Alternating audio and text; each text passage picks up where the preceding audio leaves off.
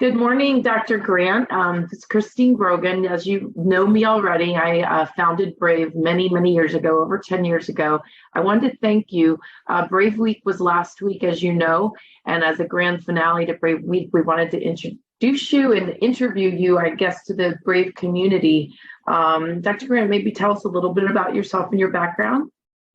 Well, first of all, Christine, I'm delighted to be speaking with you and want to recognize you and Brave for all the fantastic work you do along with the foundation for women who have breast cancer and their reconstructive needs. So my first order of business before talking about myself is to talk about Brave, how I've seen it in action, how I've seen the impact that it's had on the community of breast cancer survivors, and to thank you and everyone else involved with Brave for all their superb work that they do on behalf of women. Thank you. I'm a plastic surgeon.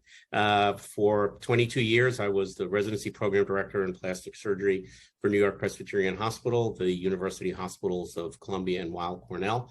I was the chief of plastic surgery at both those institutions during that time, and was delighted that a significant portion of my clinical practice was devoted to breast reconstruction and breast issues for women and men. The reason that I was delighted to be involved with them was because, particularly apropos of the name of the foundation, Brave, was how impressed I was with the courage of the women who faced breast cancer and how I was able to be the good guy doctor in helping care for them. What do I mean by that?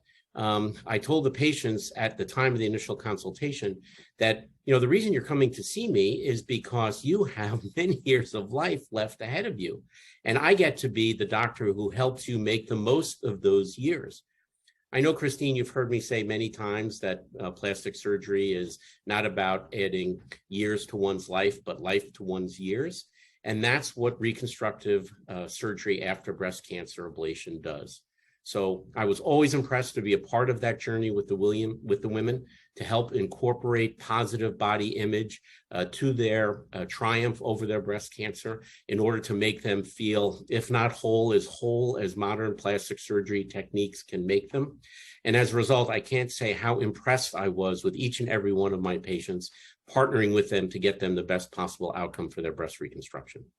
That's beautiful. Adding life to years. That's really beautiful. Thank you, Dr. Green. I was impressed with you. You're the very first person I met that taught me about breast reconstruction. If you remember, I was working for the industry, and in 2007, we met in New York, and you taught my team about that journey. And I even remember we segmented out the journey, if you go this way or this way. So if you had some advice for women that are just being diagnosed with breast cancer, anything you would tell them? Well, the best advice is to probably get a couple of opinions from a number of different plastic surgeons, because each plastic surgeon has an individualized approach to breast reconstruction, whether it be using devices like implants and expanders, or using your own body tissue, whether it's from the tummy or from the thighs or the backside or the back.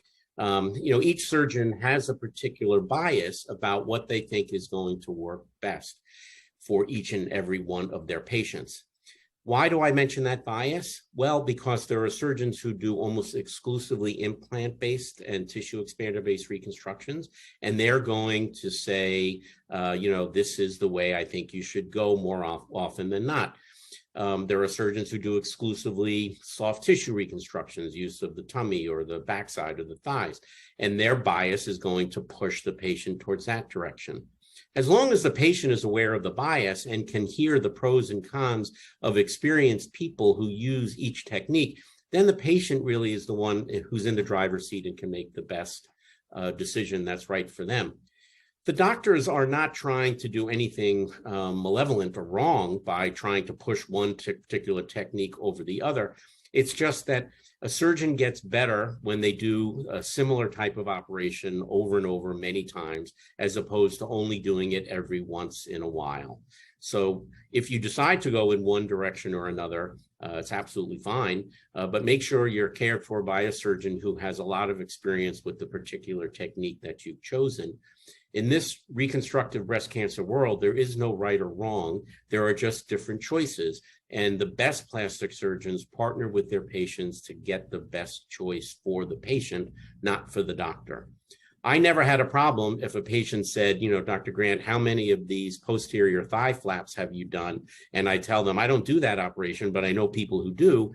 And then the patient wins and I win by making a referral to a surgeon who's an expert at that particular technique. Now, I'm lucky. I practiced in New York. There were lots of really good peer plastic surgeons around. So my patients and the patients in the community there benefited from that. One of the things that's very important about Brave, of course, is expanding the opportunities for women to be able to choose the wide range of reconstruction options. And I know that one of the main focuses of Brave is how challenging it can be for women to have the opportunity to see the full spectrum of choice available for them before they're asked to commit in one direction or another. All this, of course, is very challenging because the patient's just been given a cancer diagnosis, and rightly so. Their concern is really on what's the best treatment for the cancer. Nothing that the plastic surgeon should say or do should ever interfere with what's the optimal treatment for the cancer.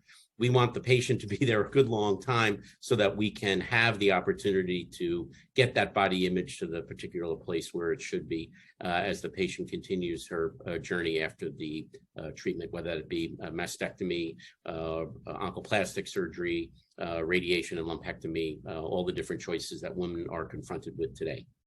The final thing I would say, I'm sorry, just one more point, Christine. No, great. This is wonderful. Just to let you know that the other thing, if possible, is to work with a team approach. And by a team approach, I mean a team of the breast surgeon who does the removal, the plastic surgeon who's going to do the reconstruction, the radiation oncologist who may be involved if radiation is needed, the breast oncologist.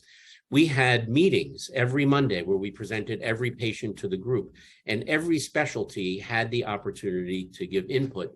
Because as the woman goes along the journey, many times there are decision points. And if you choose to have a particular point A, that means that you have to either defer on choice B or choice C. So a team approach is really the last thing I just wanted to add in terms of advice for patients when they're seeking out care. Just don't go see the plastic surgeon. Make sure you've seen all the members of the team before you get started.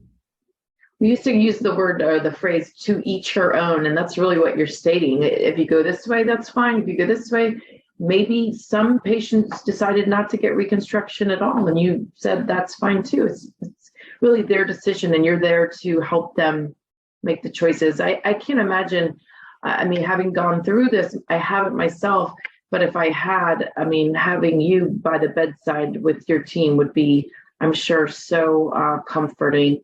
I don't know that you've ever counted how many patients you took care of, but I bet you touched many people's lives. Well, thank you for those kind words. And as I said, I went into this field of medicine and then surgery and then plastic surgery in order to make a positive difference. And I liked that as a surgeon, I could make that difference one life at a time. I was a practicing surgeon for almost 40 years. I'm now a clinical dean of a medical school, and I get to deal with helping the next generation in ways differently than being one-on-one with patients as I was as a clinician. But the rewards that I received pale in comparison to the rewards that patients can receive, given the improvements in technology and techniques that I've seen over the generational time that I've been involved in the care of women with breast cancer. Thank you, Dr. Grant. Maybe we'll have a follow-up in a few months, and hopefully all of your students get to see this and see the marvelous work you're doing. And what an honor to have you with us today. Thank you. Again, my pleasure. Is always good being with you and partnering with you and Brave to do even more for women who are on their breast reconstruction journey. I wish them all the best. Thank you so much. Thank you. God bless.